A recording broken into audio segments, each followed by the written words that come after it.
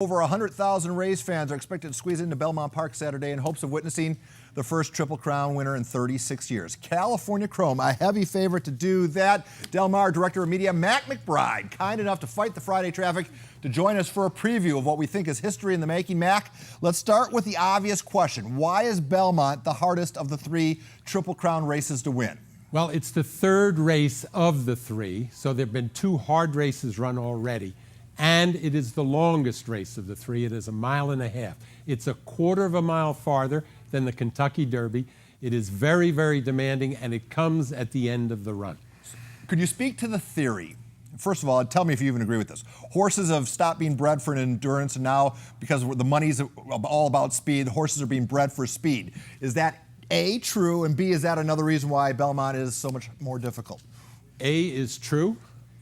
Remember now, this is America. We want it fast. We want it now.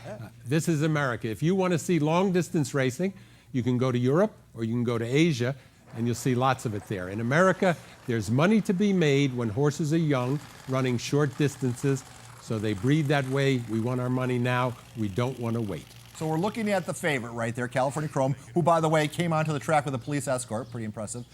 Has this horsey ever run 1.5 miles competitively? Have any of the horses run 1.5 miles competitively? California Chrome has not, and neither have any of the other horses in the Belmont. This will be the first and only time, almost guaranteed, that any of them run 1.5 miles. Mac, if we could bring Mac on camera, my esteemed colleague, Rick Willis, who thinks he's Harry Horseman, said to me that California Chrome in practice leading up to this race will not ever sprint 1.5 miles because it's too hard on the horse. Could you answer Mr. Willis, Mr. Harry Horseman, about that, that expertise that he provided me? Yeah. Rick, I'm sorry. No, this horse regularly gallops 2 miles almost every morning. He is very, very fit. He is very, very ready, I do believe, to run that 1.5 miles. Thank you. Victor Espinoza was he spoke with us the day after the Preakness win, and we asked him about his Triple Crown ride aboard War Emblem. He was widely criticized about moving too soon on that race. Take a listen to what he had. Do we have that? I guess we don't. This is the War Emblem race. Do you think he's haunted by, he was criticized for moving too soon. And do you think that, he said he's not haunted by it. Do you think he is? Well, I don't know if he's haunted. He surely thinks about it. Victor's real problem in that race was he had a very, very much speed horse who needed to be in front from the start. When they broke out of the gate, Victor's horse fell and almost broke his shoulder and had Victor go over him. Victor managed to pull him up and get him going, but by the time he did, the field was gone already, and so were Victor's chances. All right, Mac, we're going to look at some of the previous Triple Crown winners. Horses that have been, 78 was a firm, Seattle Slew did it, of course, everyone's favorite, Secretariat. Looking at those three horses, this video makes it look like it was 100 years ago. Can you tell us, do these Triple Crown winners have anything in common? Well, other than they're really fast?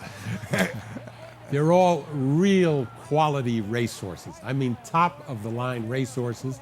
They all obviously were the Triple Crown winners, and it takes a really special horse, a very special horse, to be that good to win those three races.